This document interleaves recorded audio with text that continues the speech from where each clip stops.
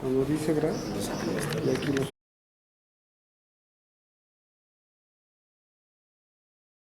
Las actualizaciones. Bueno, vamos a hacer la presentación. Este es el séptimo seminario de pensamiento crítico, memoria e historia. Es decir, hemos celebrado 6, este sería el séptimo. ¿Okay? Es un evento que celebramos básicamente para los alumnos de historia y para los que quieran venir, ¿no? Pero lo hacemos especialmente trayendo temas que de alguna manera son de actualidad, son de pensamiento crítico y que pues les sirven a ustedes para poder pues tener una imagen clara de la historia del tiempo presente, ¿no? Entonces, el núcleo que lo organiza es un núcleo que surge del PIB México siglo XX y que tomó a finales de los años 90 el nombre de perfil académico. O sea, perfil académico es un grupo académico que pugnaba básicamente porque los profesores que dieran clases en la ENA tuvieran un perfil académico. Muchas veces les ponen profesores que no cubren los perfiles, o sea, meten al amigo del amigo, etc. Entonces, esa lucha empezó hace como 20 años y nosotros hemos insistido siempre que quien venga lo que tiene que tener es un perfil, porque pues, los principales perjudicados son sobre todo los estudiantes, ¿no? O sea, porque pierdes el tiempo en una clase que a lo mejor tenías muchas expectativas y no da. Poco a poco el grupo se convirtió en un grupo de crítica académica política y a lo largo del tiempo fue editando una revista que se edita actualmente de manera semestral y electrónicamente. La revista la acabamos de publicar hoy en algunos sitios la logramos poner, se llama La Libertad de la ENA, ¿no? Y esto viene a colación porque había una polémica hace 20 años donde había otra revista que se llamaba En Defensa de la ENA. Entonces, En Defensa de la ENA era una revista no de muy buena calidad, era un panfleto, ¿no? Y nosotros lo que pensábamos es que la libertad se ejerce sobre la base del nivel académico, ¿okay? Entonces, en esta edición del séptimo seminario de pensamiento crítico, memoria e historia, se va a presentar la mesa acerca de la Guardia Nacional. Y para ello hemos traído, pues faltan 2 ponentes, faltan de hecho como que la contra un poco. Ajá.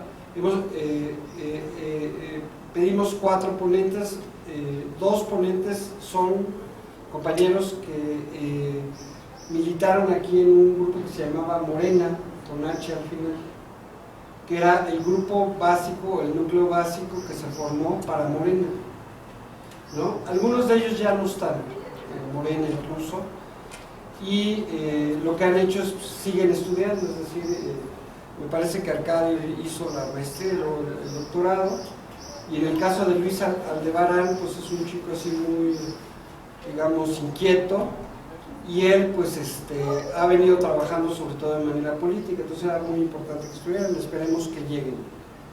Tenemos acá, bueno, a nuestra mejor carta, que es Martín Gabriel Barrón Cruz.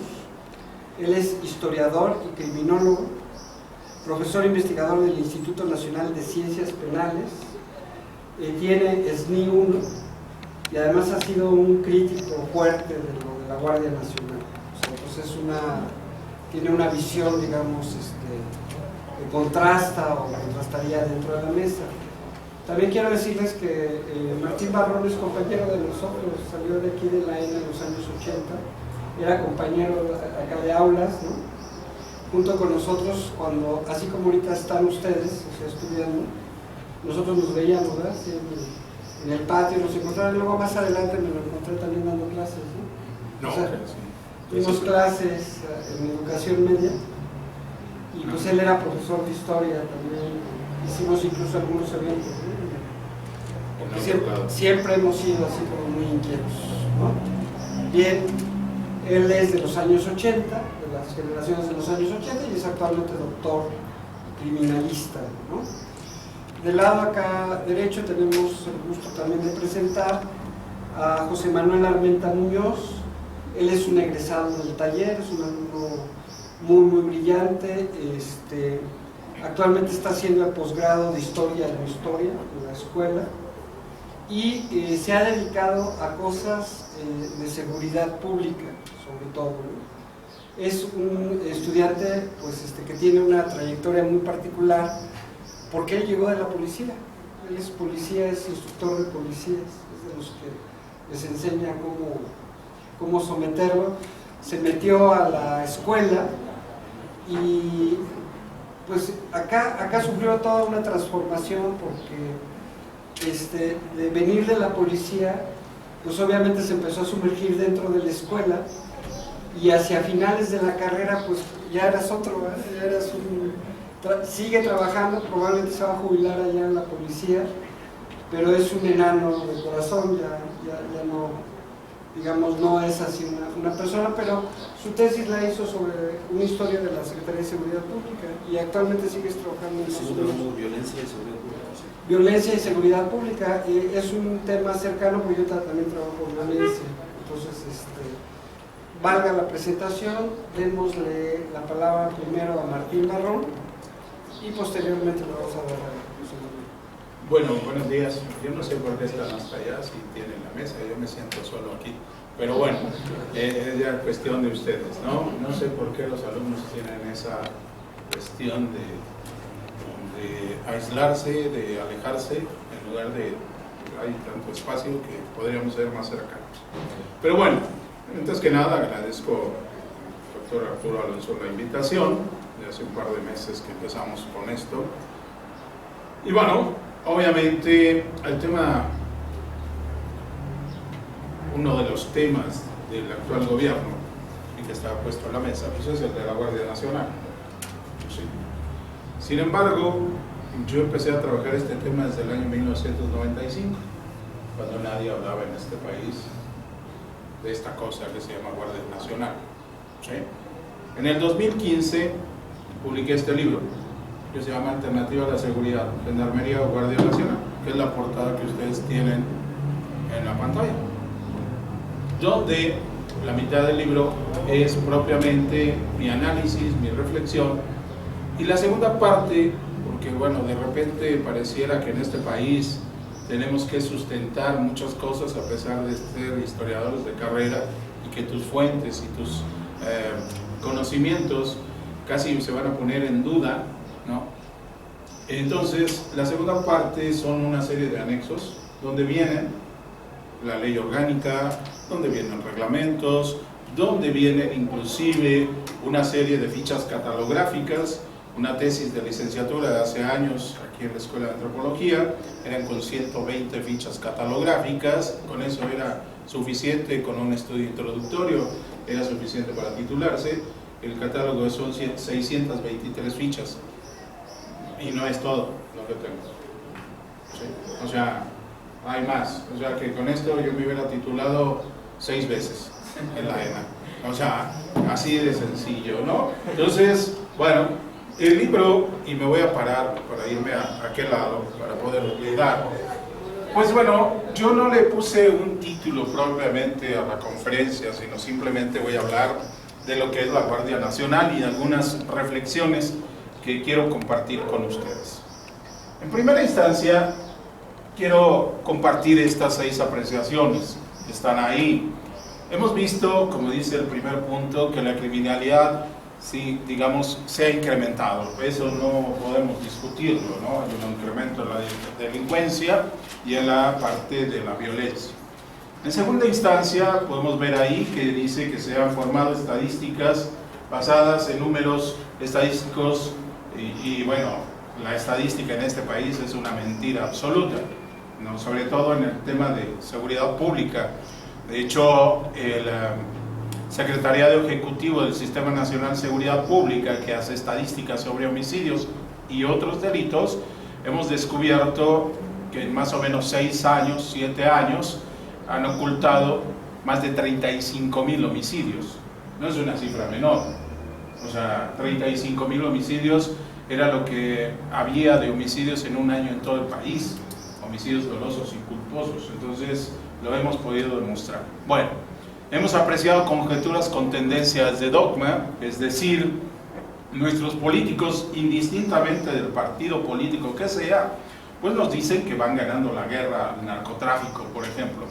Y la pregunta es, ¿y dónde están los resultados? ¿No? Pero siempre te presentan estadísticas. Bueno, las otras 6 apreciaciones nos van a decir que, bueno, obviamente la sociedad ha sido desastrosamente impresionada por las nuevas formas y por las públicas manifestaciones que ha presentado la criminalidad. ¿Esto qué quiere decir? Hace años nosotros no veíamos colgados, decapitados y cosas por el estilo. Hace más de 20 años esto no sucedía en el país. O sea, esto no había. Es a partir más o menos del año 2000 cuando toda esta práctica, digamos, delictiva surge y se magnifica por todo lo largo y ancho del país, ¿no? Entonces, eso llama mucho la atención. Incluso esas imágenes que vemos con gente parados simulando lo que hubiera sido ISIS y algunos otros países del Medio Oriente en las ejecuciones, en realidad en nuestro país eso lo copiamos a partir del 2001. Se ha demostrado que los primeros eventos con gente detrás, una víctima enfrente, eso se hizo a partir del año 2001, ¿no? Bueno, luego sabemos que la prensa se ha encargado de resaltar más los hechos. Y por prensa no solamente me refiero a la prensa escrita, sino a la televisión y obviamente hoy en día las redes y la web. Recordemos, está el blog del narco, ¿no? O sea, y todo lo que ha publicado. Por último, tenemos que la sociedad juzga por el cinismo de los delincuentes que el mal ha llegado al un grado muy alto porque pareciera que se protege al delincuente, ¿no? Que la justicia protege al delincuente.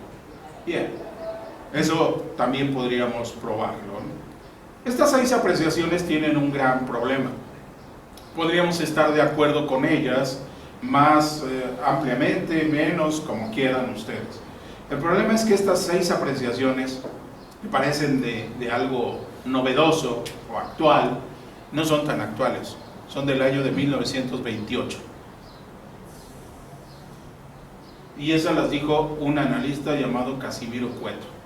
Casimiro Cueto en 1928 publicó cuál era la situación de la violencia en la Ciudad de México y lo publicó en un boletín de la Sociedad Mexicana de Geografía y Estadística. Ahí está publicado este trabajo, ¿no? Entonces uno dice, bueno, ¿qué ha pasado desde 1928 y estamos en el 2019? ¿Dónde está la política del Estado mexicano? Y en realidad yo sostengo que el Estado mexicano durante más de un siglo no tiene una política transeccional en el tema de seguridad. Es decir, ¿qué implica esto? Que cada sexenio cambiamos y hacemos una nueva política porque la anterior pareciera que no funciona. Y eso es grave. En otros países, indistintamente del color del partido que gobierna, la línea sobre seguridad pública es la misma. En el nuestro, inventamos un sistema cada cierto número de años, ¿no? Entonces, bueno, ok. En ese sentido, hace un par de meses, el partido que hoy gobierna nos decía que esto era la Guardia Nacional. Esto está en un documento publicado por el Senado de la República, por la fracción del partido político que gobierna, y dice que es un cuerpo de seguridad pública de carácter civil, con niveles de disciplina, régimen de servicios, ascensos, prestaciones. Y entonces uno dice, una doctrina de carácter policial. Ok, y yo digo que esto es falso. ¿Y por qué es falso? Porque si nos vamos a la historia, ¿no? Que eso es parte de lo que está en mi texto, vamos a encontrar que la Guardia Nacional se formó en 1846. O sea, ¿dónde está la novedad que dice el gobierno? No hay ninguna novedad. Es más, la ley orgánica viene ahí, podemos ver diversos ordenamientos, y es más, si nosotros revisamos puntualmente la historia, las batallas en Veracruz, la invasión estadounidense, la batalla de Churubusco, la de Modino del Rey, no es el ejército federal el que defiende y el que hace la defensa de esto en estas batallas, es la Guardia Nacional del estado, de cada uno de los estados. En el caso de Veracruz es el estado de Veracruz, en Churubusco es la Guardia Nacional de la Ciudad de México, que también ahí el doctor Mame, y no estoy diciendo ninguna grosería, porque es Miguel Ángel M.A. Mancera Espinosa, o sea, sus siglas son Mame, así como decimos AMLO, el otro era el doctor Mame. Entonces, como Miguel Ángel Mancera es un ignorante en la historia, dijo que se había inventado la Ciudad de México, cuando la Ciudad de México data de hace bastante tiempo, ¿no? ¿Sí? No de 10.000 años atrás, pero bueno, ok. Luego nosotros podemos ver otra actuación de la Guardia Nacional durante la intervención francesa. Aquí está el reglamento de la Guardia Nacional de 1862 y tenemos otros reglamentos, e incluso la batalla de Puebla no la gana el Ejército Federal, la gana la Guardia Nacional del Estado de Puebla. Y aquí la bandera de la Guardia Nacional del Batallón Libre de Puebla. Perdón, la historia nos tiene que servir para mucho. Bien, curiosamente, tanto en la Constitución del 57 como la de 1917, vamos a ver que la Guardia Nacional va a estar planteada en las dos constituciones del 57 y del 17. En la del 17, estos son todos los artículos que están o que estaban plasmados antes de la reforma que hace la actual administración. Pero algo interesante, el artículo 89 en las facultades y obligaciones del presidente, la fracción séptima, decía que el presidente podrá disponer de la Guardia Nacional de sus estados respectivos. De sus estados respectivos. ¿Esto qué implicaba? Que la Guardia Nacional es una guardia estatal, no federal. Y aquí el presidente y el partido que hoy gobierna violaron flagrantemente la Constitución, porque lo convirtieron en algo federal, cuando el espíritu de la Guardia Nacional es estatal.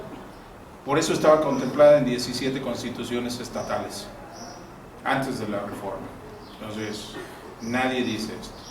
En el caso de la seguridad, para verlo, tal como está planteada en la Constitución, el Ejecutivo es, obviamente, el Ejecutivo Federal, su fuerza básica es las Fuerzas Armadas. El Ejecutivo Estatal, su fuerza básica es la Guardia Nacional. Y el presidente municipal, su fuerza básica es la Policía Municipal. Así está planteado en la Constitución. Sin embargo, ¿qué es lo que sucedió en el tema de seguridad? Que también estaba perfectamente establecido, exterior, interior y seguridad pública. Lo que ha sucedido es que en las Fuerzas Armadas han copado todo lo que es seguridad exterior, lo han copado también en seguridad interior y ahora en seguridad pública. Es decir, hoy las Fuerzas Armadas de este país son todólogos, porque saben de seguridad exterior, de seguridad interior y de seguridad pública, porque han invadido estos espacios, ¿no? Y entonces, bueno, este es uno de los grandes problemas, porque esto nos va a llevar a un proceso de afianzamiento de la militarización. Esto, aunque los seguidores del partido en el gobierno digan que no es cierto, simplemente hay que ver la ley que acaba de salir el día lunes sobre la Guardia Nacional, y en la ley habla que la organización de la Guardia Nacional se va a hacer por escuadras, por batallones y por compañías. Es decir, es una estructura militar. Eso es militarización. O sea, si vamos a tener una estructura de esta naturaleza, eso es militarización. Bueno, en el caso de un capitán de fragata que publicó hace poco su tesis de maestría, ¿no?, en seguridad, él dice, el capitán Ruiz Moreno, decía que la Guardia Nacional, bueno, era una fuerza pública, su esencia es un carácter militar, y él mismo dice de carácter militar, conformada por ciudadanos. Sí, en las constituciones estatales, por ejemplo, en mi caso, siendo el estado de Guanajuato, en Guanajuato la constitución estatal dice que los ciudadanos guanajuatenses podríamos incorporarnos a la Guardia Nacional del estado. Entonces es algo estatal, no federal. Bueno, vamos aquí a un tema sobre la Guardia Nacional, que es importante. Primero, el decreto del 26 de marzo, por el cual se reforma la Constitución, y aquí nos dice que se va a constituir con elementos de Policía Federal, Militar y Naval. Esto es preocupante, porque estamos hablando de que todo lo que es la Policía Militar, ¿sí?, se va a integrar como Guardia Nacional. De hecho, parte de mis actividades docentes, yo llevo más de 2 décadas dando clases en el Ejército. Entonces, los militares están preocupados porque ya les llegaron los oficios que se incorporan en automático a la Guardia Nacional. ¿Y qué saben de investigación del delito? Nada. ¿Qué saben de leyes sobre seguridad? Nada. Seguridad pública.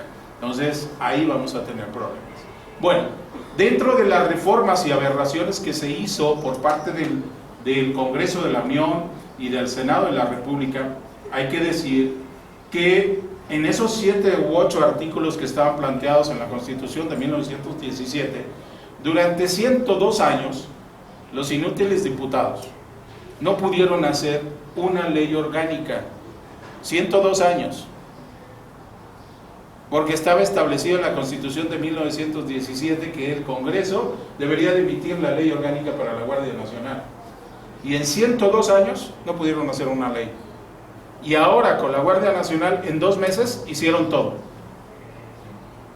En 2 meses, ¿no?, hicieron absolutamente todo lo que implica la legislación para poderle dar vigencia a esto. Bueno, y nos dice aquí el artículo 21 que el 21 no estaba contemplado para nada en lo de la Guardia Nacional. Nos dice que va a ser una institución de carácter civil. A ver, el que está al frente es un general, el Rodríguez Bucio, y la pregunta es, ok, es un general en retiro, va a ser un general en retiro. General, ¿a usted quién le paga su pensión? Pues el ISFAM. Y si usted se enferma, ¿quién lo va a atender? La Secretaría de la Defensa, el Hospital Militar. Entonces, ¿deja de ser militar? No. Entonces, ¿dónde está el carácter civil? No hay carácter civil. Y nos dice las instituciones policiales de los 3 órdenes de gobierno. La Policía Federal, el día de ayer, por notificaciones de algunos de personas que están en la Policía Federal, el día de ayer estaban reunidos ahí en Constituyentes todos los mandos regionales de la Policía Federal, porque el día de ayer se empezó a desestructurar la Policía Federal. Entonces aquí solamente va a ser instituciones policiales, estatales y municipales. La federal está a punto de fenecer, ¿no? Entonces, ok, esto dice el 21 constitucional. Y luego nos dice, ¿no?, que sigue insistiendo en que va a ser una institución de carácter civil. Y la Estrategia Nacional de Seguridad, que fue publicada el 16 de mayo de este año, pues obviamente es una estrategia que no tiene ni pies ni cabeza. ¿Por qué razón? Porque hablan, por ejemplo, de un nuevo modelo policial. La pregunta es, ¿en qué modelo trabajan los policías de este país? Porque hay más de 10 distintos tipos de modelos de policía. Y la policía, de hecho, ni siquiera sabe cuáles son esos modelos, ¿no? Bueno, ¿por qué razón? Porque en el 21 constitucional me dice que va a haber una doctrina policial. Yo en una conversación pasada, aquí en esta misma sala, decía que, bueno, si los policías saben lo que es la ciencia de la policía. Yo cuando en el año 92 empecé a estudiar el tema de la policía, empezamos a estudiar precisamente la ciencia de la policía. Y aquí en la Escuela de Antropología me decían, ¿y eso qué es? ¿Qué es la ciencia de la policía? Entonces, sí existe la ciencia de la policía. Bueno, dentro de las reformas se modificaron y solamente ahora la Guardia Nacional, aparte del 21 constitucional, está en el 73, en el 76 y el 89 constitucional. O sea, quedó casi trunca la Guardia, ¿no? Y aquí es donde viene la estrategia. Ustedes pueden ver. A ver, la Guardia Nacional, un objetivo es garantizar empleo, seguridad, salud y bienestar. Entonces, esto es lo que dice la estrategia, ¿eh? No lo digo yo. Reformular el combate a las drogas. Bueno, yo aquí Cuando estudié, como bien decía Arturo, allá en la década de los 80, o sea, ya llovió. Yo soy la tercera generación de esta licenciatura en Historia, ya que ya hace un buen número de años, ¿no? Nosotros ahí, donde ahora está en la entrada, pues había unos maizales y al medio estaban las plantas de marihuana, entonces era legal. Y eso era lo que teníamos. Teníamos las plantas de marihuana, el que quería iba ahí y cortaba. O sea, estaba legalizado, pero bueno. Ok, la misma estrategia luego me dice que vamos a generar un nuevo modelo policial y que van a hacer prevención del delito. Hace 15 días estaba en otro evento en la Universidad de Tlaxcala y ya ven que hay esta doctora con 12 doctorados, de los cuales 9 son honoris causa, yo diría ignoris causa, ¿no?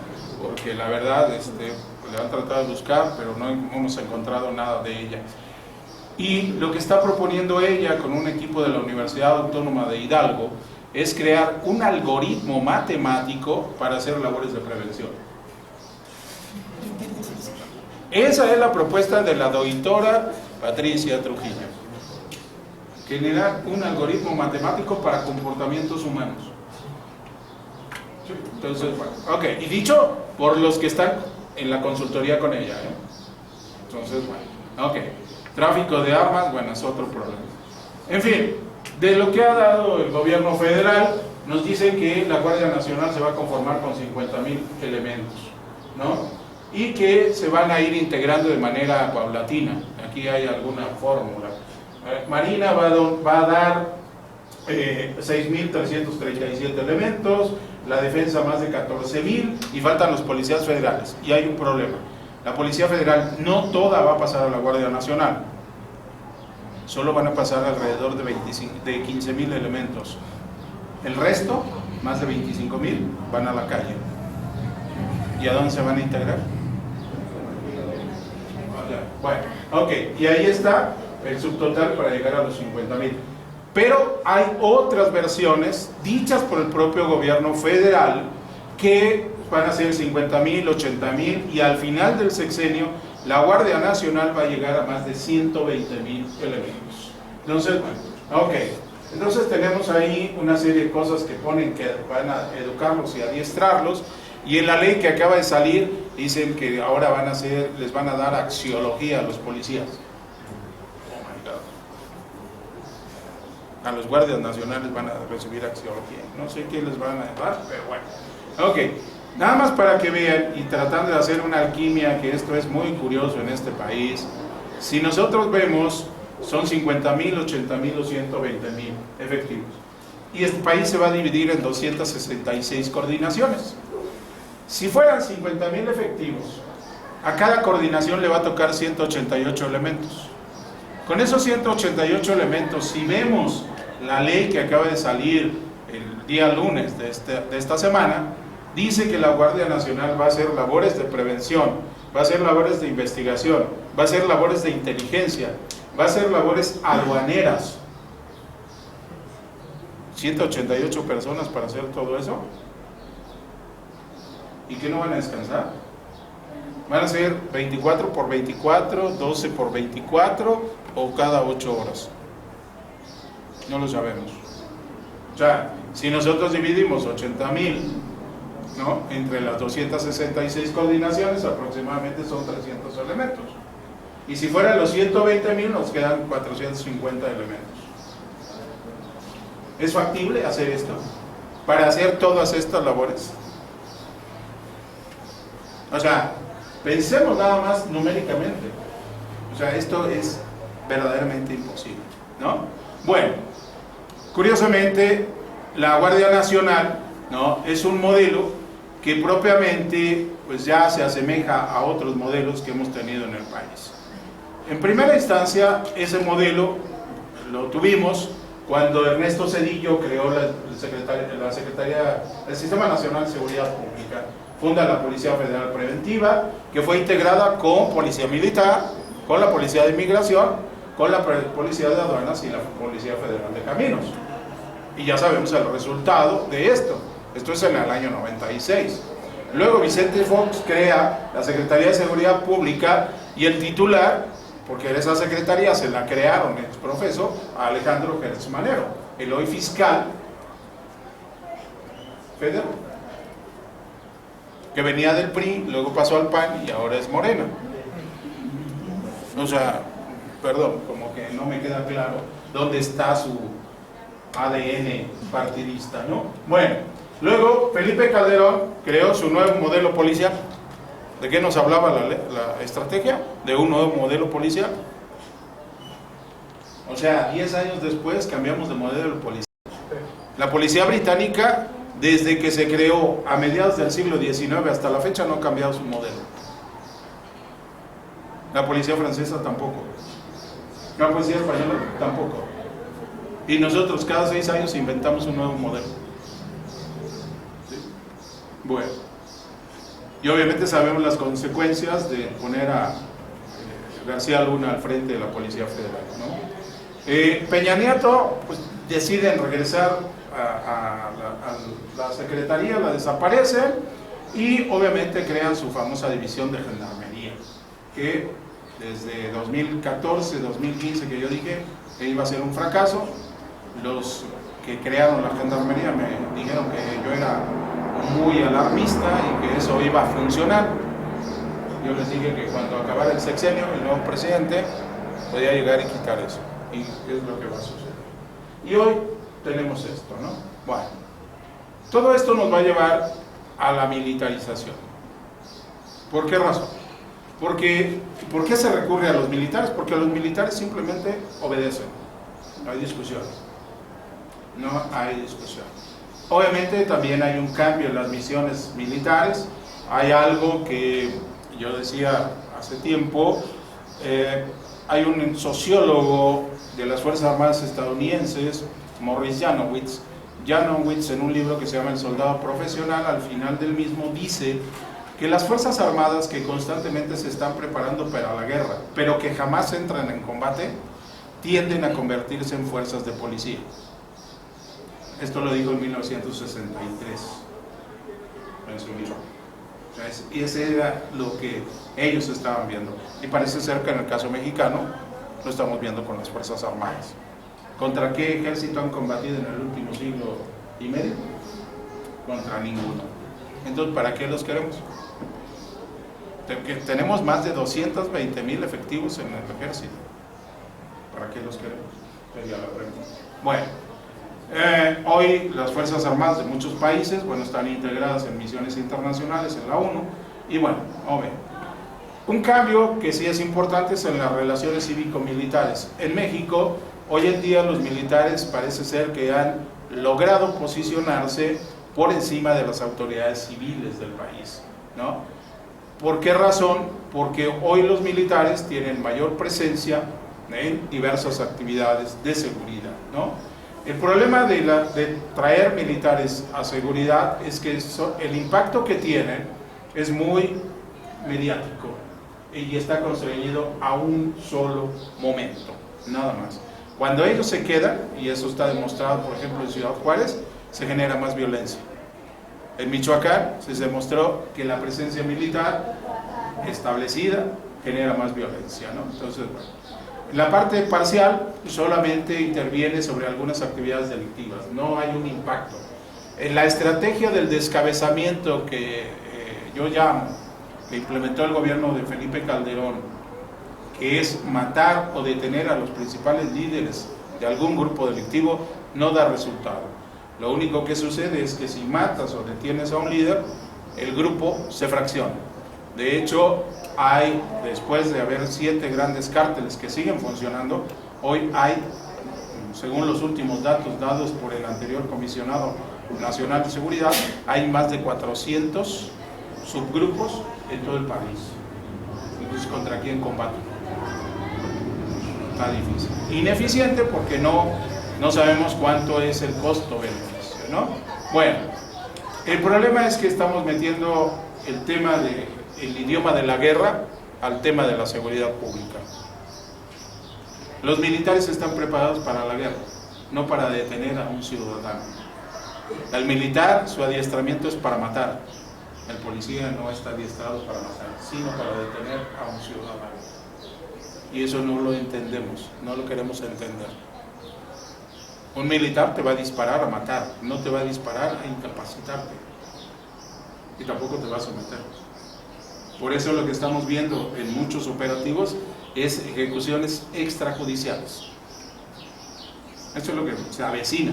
Si vamos a seguir con esta lógica de la Guardia Nacional con militares, lo que se avecina es que cada vez vaya a haber más ejecuciones extrajudiciales.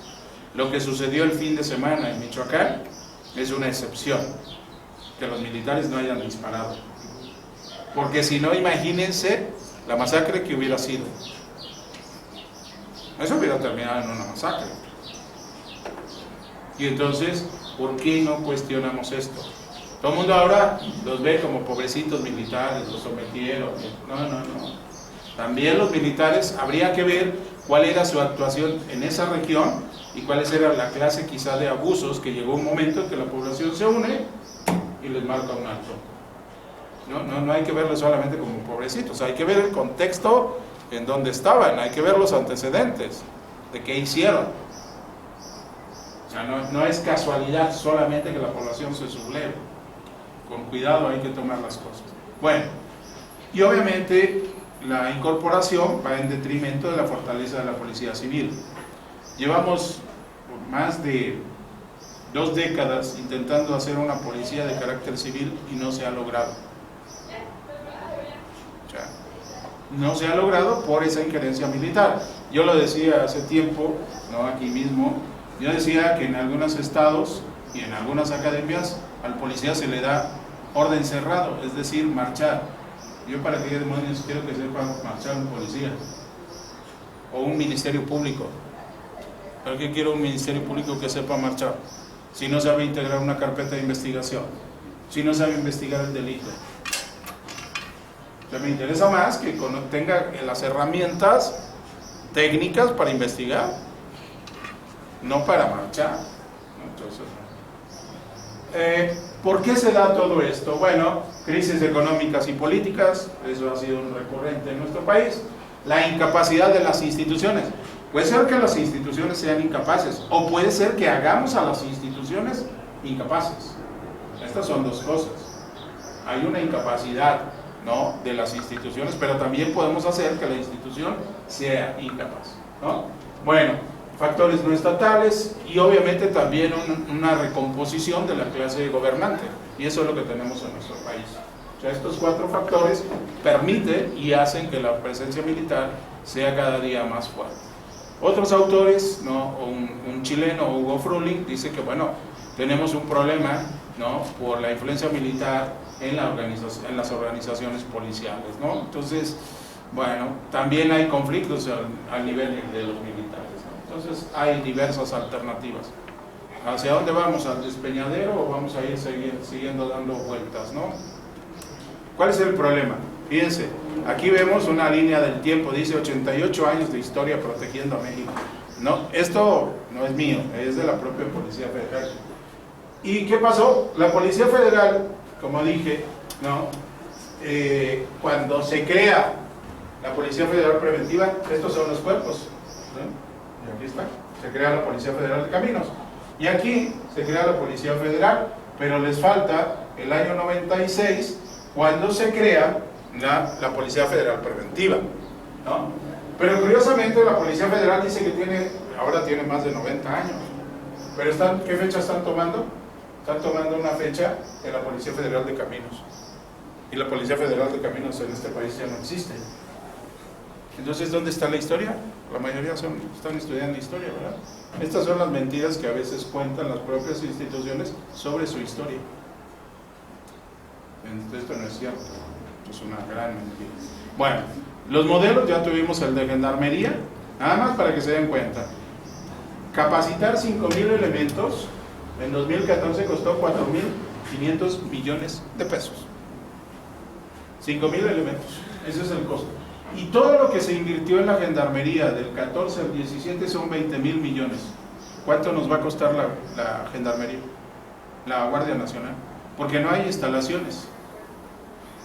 Necesitamos el vestuario, es decir, los uniformes, necesitamos las armas, necesitamos el equipo, necesitamos toda la infraestructura. Van a ocupar parte de la infraestructura de la Policía Federal, pero es insuficiente. La Policía Federal tiene un adeudo casi cercano a los 20,000 millones de pesos en todo el país.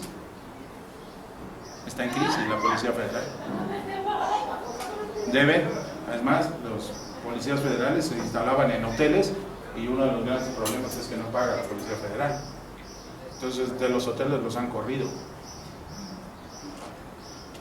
Bueno, y luego, para que se den cuenta cómo es nuestras autoridades, dice proceso de selección. Esto de la gendarmería, se supone que ellos reclutaron, o por lo menos hicieron un proceso de selección de 130,000 aspirantes. ¿Saben en cuánto tiempo revisaron a 130,000 personas? En 2 meses. Y de eso solamente seleccionaron a algunos para integrar los 5,000. Solo seleccionaron el 3.8%. Eso es de vacilada en este país. Imagínense evaluar 130,000 personas en 2 meses. O sea, ¿cómo los evaluamos? Ahora, vamos a evaluar un sinnúmero de personas para tener 50,000, 80,000 o 120,000, ¿qué? ¿Va a ser 500,000 de personas? ¿O cuántos se van a presentar a la convocatoria de la Guardia Nacional? ¿Y cómo te van a seleccionar? No lo sé, ¿no? Pero bueno. Luego, formación. Fíjense, 1 mes de instrucción. El curso para ser gendarme duraba 4 meses.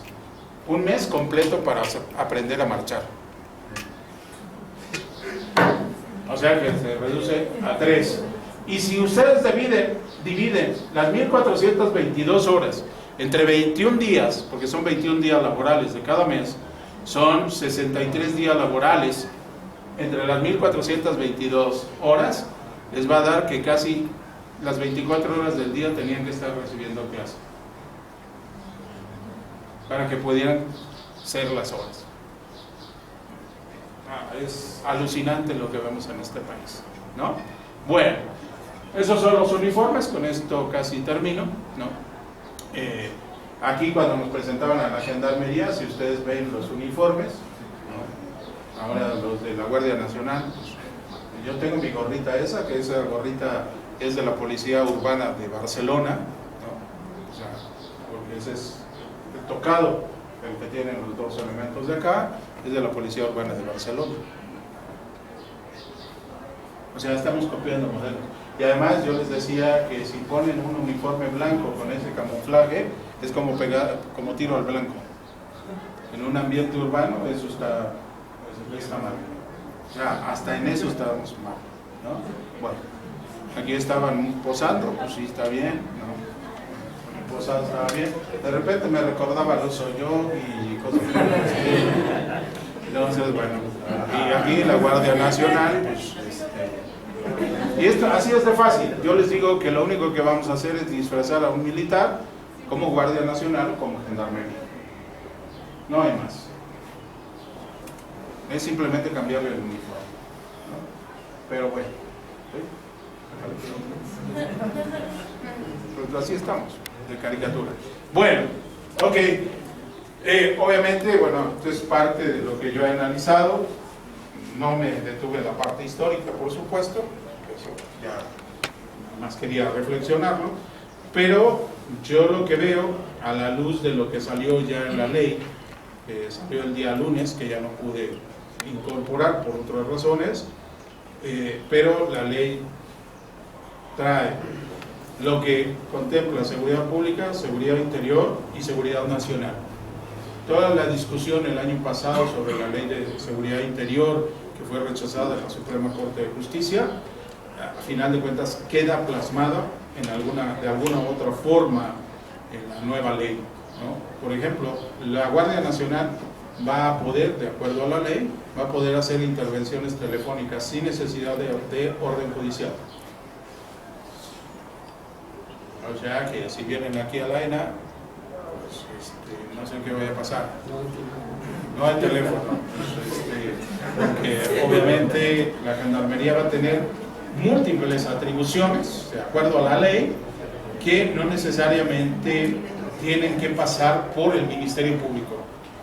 Este es uno de los problemas de la ley que acaba de aprobar la Cámara de Diputados, ¿no? Y que, bueno, obviamente es una ley que recupera en gran medida todo lo que a los militares les convenía. ¿Por qué razón? Porque desde el sexenio pasado el ejército quería hacer una ley de seguridad interior a modo para legitimar su participación en tareas de seguridad pública. Y esa ley, que no fue aprobada, fue rechazada por la Suprema Corte de Justicia, ahora le dieron la vuelta, lo maquillaron como la ley de la Guardia Nacional. Entonces ahí tenemos un problema. Y luego tenemos la ley de seguridad nacional, también metida en la ley de la Guardia Nacional, y entonces pues vamos a tener severos problemas, porque a final de cuentas el país, como dije, ya va a consolidar la militarización que viene desde hace años por parte de las Fuerzas Armadas del país, ¿no? Esto no se quiere ver. A la hora de que alguno se vea implicado en un hecho de X naturaleza de seguridad pública, las consecuencias las van a padecer. Y ese es el gran riesgo que tenemos.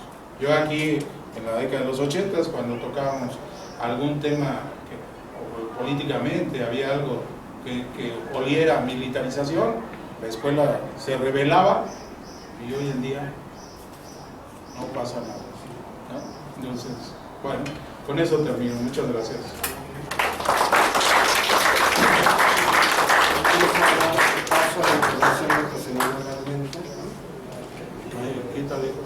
Sí,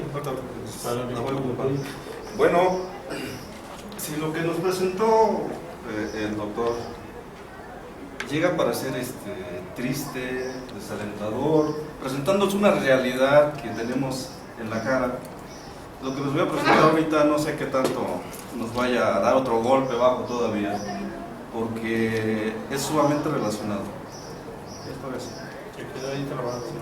Es muy relacionado con esto, pero con la vertiente de que les voy a mostrar, siendo conscientes de la nota de la estadística negra que no se cuenta dentro de las estadísticas, los números que tenemos hasta ahorita y las imágenes que nos representan la violencia. Y esto es un complemento muy interesante de la ponencia, porque si nos están mostrando lo que es la gendarmería, cómo va a accionar, cuáles son las atribuciones, esto es, digamos, como la parte de números rojos, la cifra que ha provocado o que ha intentado o ha evolucionado en estos sexenios de los diferentes modelos de policía a lo que ahora quieren imponer y que va a dar resultados y va a estar completa al terminar el sexenio. Qué curioso que al terminar el sexenio es cuando va a estar completa y va a dar resultados. Pero bueno, es que es triste, es irrisorio, pero en serio que es una realidad que tenemos aquí, súper presente, y que si no lo tomamos en cuenta, nos va a golpear totalmente de lleno en la cara y nos va a agarrar bien desprevenidos. Esta es una pequeña presentación que hice. Va a ser rapidísimo, y bueno, a ver qué impresión les da. Dentro del seminario, le agradezco de antemano la invitación al doctor, pues, mi director de tesis, y en serio que todo el apoyo y sobre todo estos temas que son tan importantes para nuestra actualidad, y que dentro de las ciencias sociales, como una pequeña reflexión, vamos a ver cuál es la importancia que debemos tener en cuenta dentro de nuestros estudios de historia. Le titulé así de manera rápida: la seguridad pública en números rojos. Vamos a ver por qué. Vamos a hablar del incremento de la violencia representado en las estadísticas y la parte visible de la violencia en la fotografía de nota roja. Teniendo bien presente esta cuestión de la cifra negra que no se cuenta y que existe, sobre todo es inimaginable que en los homicidios dolosos, que es lo que se toma para hacer estas estadísticas de violencia, hay una cifra negra, pero existe. Y aún así vamos a ver la cantidad que tenemos. Bueno, esta la dividí en 6 secciones: los presidentes y la seguridad, que es prácticamente un pequeño recorrido que nos hizo muy amablemente el doctor; Los resultados por sexenio, vamos a ver las cifras por sexenio, algo que nos es y deberíamos tener sumamente presente para el lugar donde estamos desenvolviendo, que es la Ciudad de México y el Estado de México, dentro de este contexto de violencia. Vamos a ver un poco qué es la fotografía de nota roja y la importancia que tiene como fuente para estudios de historia de violencia y de criminalidad. Les voy a presentar unas fotografías de nota roja para que veamos la evolución de la violencia directamente en algo gráfico. ¿Cómo era el tipo de violencia? Es que es impresionante. Una de las hipótesis que estoy manejando en mis estudios dice que la violencia se ha incrementado, la aplicación de la violencia se ha incrementado a la par de las estadísticas de violencia. Esto es, a mayor violencia, la ejecución de la violencia directa de un hombre a otro hombre se ha incrementado. Y me puse a analizar fotografía de nota roja y vamos a ver ahorita los resultados. Es bien interesante. Y por último, vamos a hacer una pequeña reflexión de las ciencias sociales, la historia sobre todo, y su incursión en estos estudios de violencia actuales, en el presente que estamos viviendo, la enorme importancia que tiene hacer historia actual. Bueno, los presidentes y la seguridad pública. ¿Qué tenemos aquí? Un pequeño recorrido, aquí no vamos a tardar demasiado, es prácticamente lo que puso el doctor, los tipos y los modelos de policía que ha habido en cada uno de los sexenios, ¿no? Desde Vicente Fox, Felipe Calderón, Enrique Peña Nieto, en fin, hasta ahora el tema que está en debate, que es la Guardia Nacional, y que estoy totalmente de acuerdo con la ponencia del doctor, totalmente. Bien, los resultados de cada sexenio. Es aquí donde vamos a empezar con los números rojos. Tenemos, si se alcanza a ver, sí. Tenemos que para el sexenio de Vicente Fox, de 2000 al 2006, cierra con una cantidad de homicidios dolosos de 74.389 casos. O sea, 74.389 muertos de manera violenta. Pero eso no es todo, o sea, esto estamos empezando. En el de Felipe Calderón, de 2006 al 2012, tenemos 113.537 homicidios dolosos. Ahí hay un incremento sumamente considerable. Estamos hablando de casi 30.000 muertos más. En el sexenio de Enrique Peña Nieto se registraron 129.739 homicidios dolosos. ¿Qué es esto? Nunca va a la baja, al contrario. Como nos decía el doctor, las estadísticas, las estrategias que se han utilizado en la seguridad pública, pareciera que lejos de estar dirigidas a la disminución o total desquiebre de esta violencia, los márgenes de inseguridad, pareciera que es todo lo contrario, porque los resultados van a la inversa. Si entendemos un poco la génesis de la creación de la seguridad pública, de los cuerpos de policía, vemos que están hechos no para garantizar en sí la seguridad del ciudadano, sino para garantizar la existencia de un sistema. ¿Qué es esto? Que el ciudadano pasa a segundo término, siempre y cuando esta seguridad garantice la existencia del sistema. Y pareciera que es cierto. Esto nos lo ya manifiesta Arturo Yáñez, allá por 1994, en su libro de Seguridad y Seguridad Pública, junto con Samuel González. Es curioso que a partir del 94 más o menos empiezan los estudios serios sobre seguridad pública. Empiezan a aparecer 2 o 3 estudiosos como Arturo Yáñez, como López Portillo, como Hugo, el chileno que vino a México, trabajó aquí al lado de Elena Saola, en fin. Pero es a partir de ya en la última parte de la última década del siglo XX donde se empieza a tener la preocupación para hacer investigaciones sobre seguridad pública de manera seria. De ahí para acá empieza a haber un montón. Bueno, estos son los resultados por supuesto. Un comentario de estadística para que lo tenga como referencia. En el año 1997, en todo el país hubo más de 35.000 homicidios dolosos y culposos. Es decir, que 3 años después, 6 años después, las cifras, si la comparamos, es al doble, pero nada más de puros homicidios dolosos. Vamos a ver la estadística por año. Es impresionante. Veamos este movimiento de la gráfica. Si nos damos cuenta, esta gráfica empieza en el 97 y acaba en el 2018. Nos damos cuenta, del 97 al 2007, es sumamente curioso, del 97 al 2007 parece que viene en descenso la gráfica. Sumamente curioso que en el 2006, cuando entra Felipe Calderón, en la primera quincena del mandato de Felipe Calderón, se declara la guerra al narcotráfico. Si ya viene en descenso, ¿por qué declarar una guerra al narcotráfico? Según las estadísticas. El siguiente año, en 2007, pareciera que hay un pequeño resultado. Bajan un poquito más de 1000 homicidios dolosos. De ahí, ya no lo para. Se empieza a incrementar. Probablemente, como dice el doctor, una cuestión es esta del descabezamiento de los líderes del narcotráfico y este esparcimiento de los pequeños núcleos que se vuelven sumamente violentos. Tenemos que hasta el 2011 llega en ese sexenio al punto culminante con 22.409 homicidios dolosos al año. En el 2012, en la época de elecciones, baja ligeramente 1000 homicidios. Entra el relevo, entra Enrique Peña Nieto, 2013 baja un poco, 2014 baja, pero asombrosamente a partir de ese año llega a alcanzar niveles extraordinarios que nunca se habían visto en la historia de México. Y llegamos a cerrar, como bien dice el doctor, en 2017 25.316 muertos, pero en 2018 alcanzamos la enorme cifra de 33.341 muertos. Si vemos, el pico del último año está por encima de los demás de manera impresionante. ¿Qué es esto? La violencia desplegada no encuentra un límite. ¿Y cuál es la estrategia de nuestros queridos gobernantes?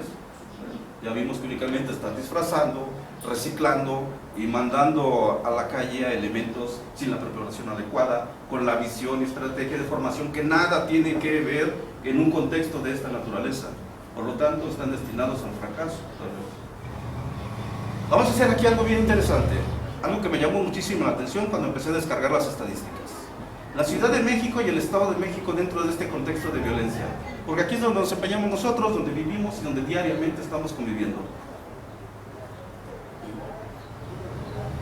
Estas son las estadísticas en el mismo periodo de los homicidios dolosos por año en la Ciudad de México. Si nos damos cuenta, tiene un comportamiento muy similar. Es cierto que los homicidios dolosos son sumamente menores estadísticamente la Ciudad de México se encuentra abajo de la mitad de los homicidios de todo el país. Los homicidios son muy pocos, relativamente, pero tiene el mismo comportamiento. Si vemos prácticamente la gráfica, es muy similar al comportamiento nacional. O sea, que hay una tendencia dentro de la violencia en la Ciudad de México que de alguna manera corresponde a la violencia a nivel nacional. Estamos viendo de la misma forma. Ahora, aquí esto es lo que me llama muchísimo la atención. Los homicidios en el Estado de México. En el Estado de México tiene un fenómeno sumamente interesante si pensamos que el Estado de México está entre los estados más violentos del país. Miren, aquí la gráfica es sumamente distinta. Tenemos que del 97 al 2006 más o menos se mantiene, con 2 pequeños años que baja, pero más o menos se mantiene. Desde 2007 al 2011 disminuye muy notablemente la incidencia delictiva en cuanto a homicidios dolosos se refiere. Hay una disminución. Desde 2012 al 2017 se incrementa, pero se logra mantener en un nivel. Para el 2018 se dispara, igual que en todo el país. He aquí lo interesante que nos debe llamar mucho la atención y que es una parte muy central en lo que estoy trabajando. En el Estado de México, ¿quién carajos es gobernador del Estado de México del 2007 al 2010, 2011? Peña Nieto. O sea, ¿cuáles son las estrategias del presidente Peña Nieto en el Estado de México que logra que descienda la incidencia en cuanto a homicidios dolosos de una manera impresionante y que se mantenga, que posteriormente cuando tiene la oportunidad de hacerlo a nivel federal, ocurre exactamente todo lo contrario y llega a cifras como nunca antes se habían visto? Es ahí un fenómeno que deberíamos empezar a tener muy en cuenta. ¿Qué es lo que está pasando? Posteriormente entra el relevo, el Estado de México sube el índice delictivo, pero se mantiene. Cuando entra el actual gobernador del Estado de México, se dispara y llega a alcanzar hasta 3.490 muertos solo en el Estado de México en un año. 3.490. Hagan la cuenta a cuánto corresponde en diario. Si dividimos 3.490 entre 365. O sea, la cantidad es impresionante de muertos diarios. Bueno, sigamos con esta locura. Es aquí nada más para que veamos cómo el comportamiento de la Ciudad de México es muy similar al comportamiento nacional, pero sí el del Estado de México varía bastante. Y hay que entenderlas, por qué, como historiadores, cuáles son las cuestiones que permiten que esto se dé de tal manera, ¿no? Ahora, La parte central y la fuente principal para mi tesis de maestría es la violencia directamente en la fotografía de nota roja. Según yo, la violencia física, la violencia de un hombre contra otro hombre, se ha incrementado exactamente igual que las cifras estadísticas. ¿Qué significa esto? Que digamos, allá por los 2000, la forma de matar a una persona era más inmediata, más básica, sin saña. Para el 2017-2018, la forma de matar a una persona tiene que ver con cuestiones y resultados impresionantes. Ya nos decía el doctor, como a partir del 2001 empiezan a aparecer esta imitación también en la forma de matar, como en otros lugares totalmente extremos. Hay una réplica, y es cierto, y vamos a verlo también, no solo en estas cuestiones de números, también de manera gráfica, en lo que podemos ver a diario, y que eso nos ha sido tan cotidiano, que ya no lo tomamos en cuenta. Pasamos por cualquier puesto de periódicos, vemos un descabezado, un desmembrado, un encuerado, un colgado, notas, narconotas, en fin, y ya lo vemos totalmente como cotidiano. O sea, esto es natural, es normal. Que lleguemos a tener esa separación hacia el dolor del otro, es un ser humano el que está ahí.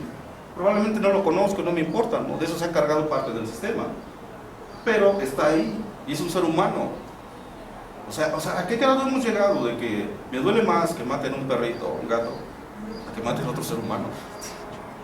O sea, ¿de qué manera nos han trabajado? Yo no creo que esto sea natural o gratuito. Hay toda una elaboración sistemática que nos ha llevado a esta situación. ¿Qué es la fotografía de nota roja? Desafortunadamente no he encontrado un concepto como tal de fotografía de nota roja, pero sí de nota roja. Y si mi fuente principal va a ser la fotografía, va a haber que rebuscarlo, o si no, por ahí empezar a plantearlo. ¿Pero qué es la nota roja entonces?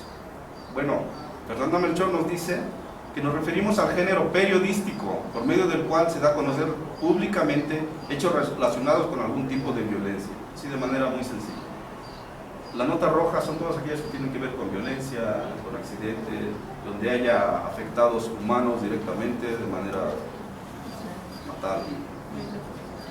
Ahora vamos a la parte fuerte, la parte central. Mi tesis toma como fuente principal la fotografía de nota roja del 2000 al 2018, porque es el periodo que estoy trabajando y el que están las estadísticas. Quiero ver cómo se incrementa esa violencia, tanto de manera estadística como física. ¿Y de qué manera tengo de probarlo? Bueno, está la fotografía de nota roja, que ha dejado un testimonio de cómo se va manifestando esta violencia en el actual diario. Diario podemos ver el periódico y ha aparecido un incremento muy considerable en los periódicos que se dedican a este tipo de noticia y que son los que mayormente se venden y más baratos. ¿De a quién van dirigidos? Tenemos por excelencia la prensa, que desde principios del siglo XX se ha hegemonizado, se ha acaparado la noticia de nota roja, posteriormente la alarma, no sé si no creo que la conozcan, no sé. La alarma. Bueno, pueden buscar en internet alarmas de allá de los 70s, de los 80s, para que vean y comparen lo que era la alarma. Llegó tanto el incremento de la presentación de este tipo de fotografías en la alarma, que se le obligó a tener que vender la revista en una bolsa negra para que no estuviera a la vista las imágenes que presentaban. Y llegó a ser tanto el éxito de la alarma que llegaron a ser una especie de fotonovelas. O sea, por casos reales que ocurrían manifestados en la alarma, hacían una representación con actores del acontecimiento, fotografiaban, hacían una fotonovela y lo vendían para que la gente pudiera leer los casos y verlos con actores. Vean a qué grado se crea un mercado que consume la violencia gráfica. O sea, ¿cómo nos manifestamos y nos entendemos con seres humanos que estamos consumiendo ese tipo de violencia? Hay un mercado sumamente impresionante para esto. Lo que les voy a presentar probablemente, bueno, para mí es muy básico, sumamente importante. Hay a quien no le gusta, porque vamos a ver, pero es que se me hace asombroso que no te gusta, pero esto está diario en los puestos de periódicos, los niños lo encuentran en la calle, las mamás, está al acceso visible de cualquier persona. Y no lo tomamos en cuenta, pero ya cuando lo vemos así, el cúmulo de información, como esta cuestión de las estadísticas, la Guardia Nacional, toda su historia, empezamos a replantearnos entonces el por qué o cómo hemos llegado a estos acontecimientos. De eso se trata la historia, ¿no? De comprender. Vamos a ver unas fotografías de nota roja, muy poquitas, nada más traje 6 fotografías de nota roja. Las primeras dos que les voy a... Solo tomé estoy tomando portadas y contraportadas de la prensa del 2000 al 2018. Solo les voy a presentar 6 fotografías. 2 del 2001, 2 del 2002 y 2 del 2017. Nada más para que nos demos una idea de cómo se ha transformado esto. Estas son las del 2001, perdón. Si vemos ahí, son contraportadas. Aquí es bien interesante entender esto. En ese tiempo, la nota roja no aparecía en la portada de los periódicos, aparecía en la contraportada. La portada principal estaba destinada a cuestiones políticas o de deporte. La contraportada, si había una cuestión de nota roja, lo ponían, pero más estaba dedicada a espectáculos y deportes. Aquí vemos las fotografías, y es súper interesante, porque las fotografías de nota roja en los primeros años de mi estudio son muy poquitas. De 30 periódicos por mes aproximadamente, estoy encontrando en el 2000, 2001, 2002, 6, 8 fotografías de nota roja por año. No más. Aquí vemos ejecutan de un tiro en la cabeza comandante de la Policía Judicial Federal, pero abajo tenemos a Luis Miguel, ¿no? Miren acá. En la siguiente tenemos Colombia, digno campeón, y ponen en menor proporción, robaron un taxi, se estamparon, hay un muerto y 2 detenidos. O sea, la nota roja, aunque está ahí siempre presente, pero no es algo que que cuando menos este medio esté poniendo sobrepeso a las demás noticias. Vamos a ver la que sigue, ya en el 2003. Degollado a machetazos. Cuauhtémoc Blanco ya está en México, era todo por el Tri. En la siguiente contraportada, todavía no tenemos ahí portadas, todas son contraportadas. Metrallan a policías. Pero abajo tenemos a Tatiana, no tengo amante.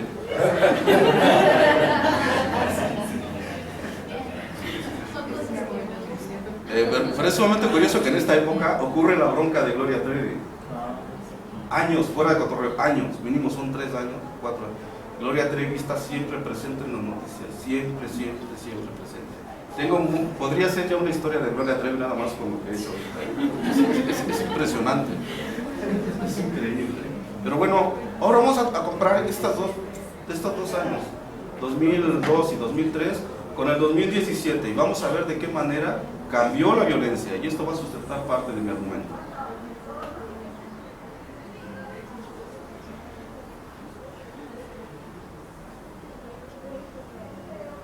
Destazados. Descubren dentro de 2 autos los cuerpos descuartizados, 4 hombres y una mujer, en las calles de la ciudad Cuauhtémoc, en Ecatepec. Y ya tenemos ahí un narconota. Tenemos cuerpos desmembrados. En la siguiente, de narcos, ejecuciones. Y es interesante que ya las portadas ya están también dedicadas a la nota roja. ¿Qué es esto? Se ha vuelto más comercial que antes. Los índices de violencia han llegado a tal grado que hay un mercado sumamente interesante y que consumimos todos. Si vemos esto, si existe la posibilidad de interés en algún momento, ver la línea de tiempo completa de las fotografías de nota roja del 2000 al 2018 y ver la transformación, cómo ha ocurrido, vamos a ver de manera gráfica el incremento de violencia de hombres contra hombres. Una guerra de pobres contra pobres en realidad.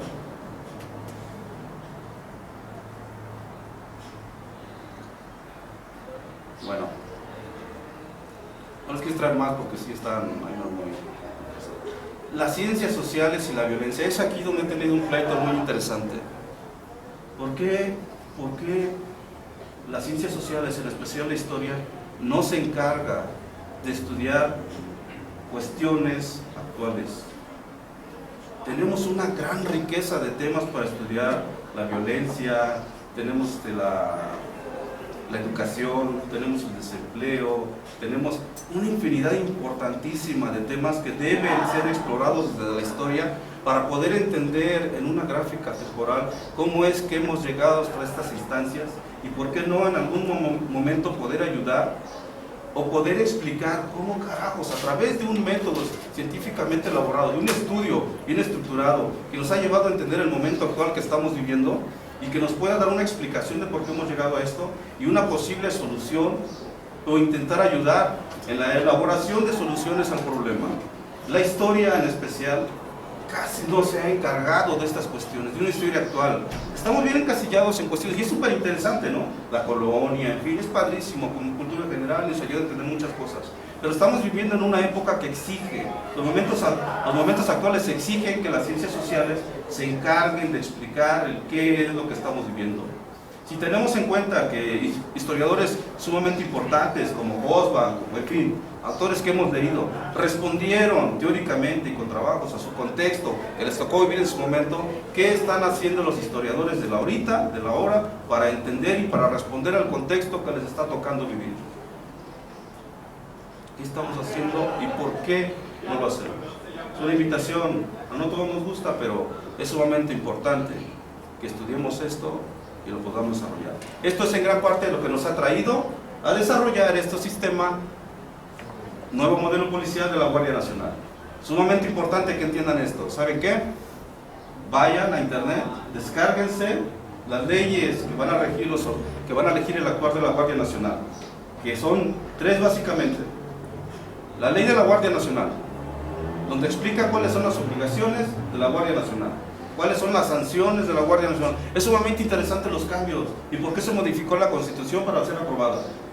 Un Guardia Nacional, si está coludido con el crimen organizado, puede alcanzar hasta 60 años de prisión. Todas las acciones que puede realizar, puede intervenir líneas telefónicas, puede intervenir internet, se puede coludir de manera civil entre la población, puede hacer este tipo de trabajos de inteligencia. Hay que ver, hay que bajar la ley del uso de la fuerza de la Guardia Nacional. Es sumamente importante bajarla para saber de qué manera nos podemos relacionar con ellos o hasta dónde puede llegar la utilización del uso de la fuerza. Que no es algo nuevo, pero las variantes sí han cambiado. O sea, ya existía una ley del uso de la fuerza, tanto local como federal, y establecía de qué manera es la proporcionalidad del uso de la fuerza para una detención. Aquí ha cambiado sumamente porque ya le da atribuciones directas al elemento de la Guardia Nacional para disparar si se siente amenazado, aún cuando la pistola sea de juguete. Si te dice, o él ve que le estás apuntando, te dice, ¿sabes qué? Va a jalarme, no la bajas, pum, dispara y no tiene bronca. Aguas. Otra, la ley del registro de detenidos. Eso es bien interesante porque sí crea un banco de datos de los detenidos de manera inmediata. Si no bajamos esas 3 leyes cuando mínimos para ver cómo se va a ejercer la Guardia Nacional, aparte de lo que todavía nos explicó el doctor, no vamos a saber con quién nos estamos enfrentando. Existe totalmente un camino hacia la militarización, sí. La Ciudad de México en el 97 ya estuvo militarizada y poca gente lo supo.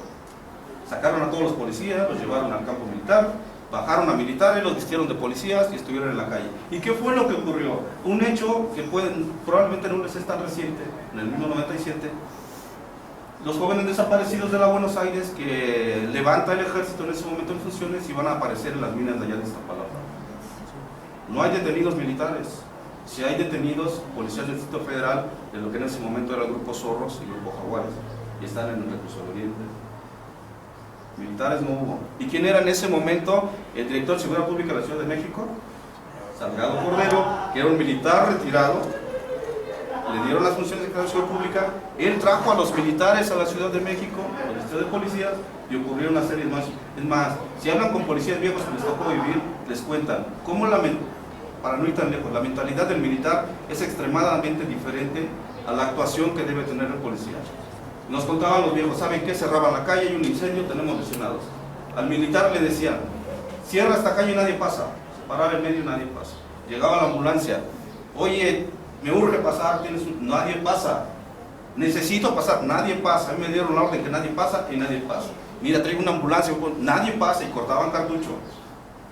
Se agarraba la ambulancia y se tenía que dar vuelta hasta donde un policía podía permitir. Si un policía ve a la ambulancia, se quita en corto para que pueda entrar.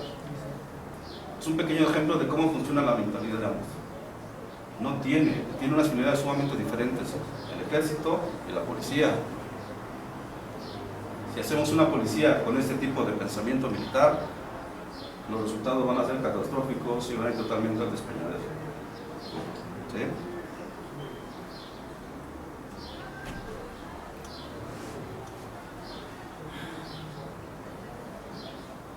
Gracias.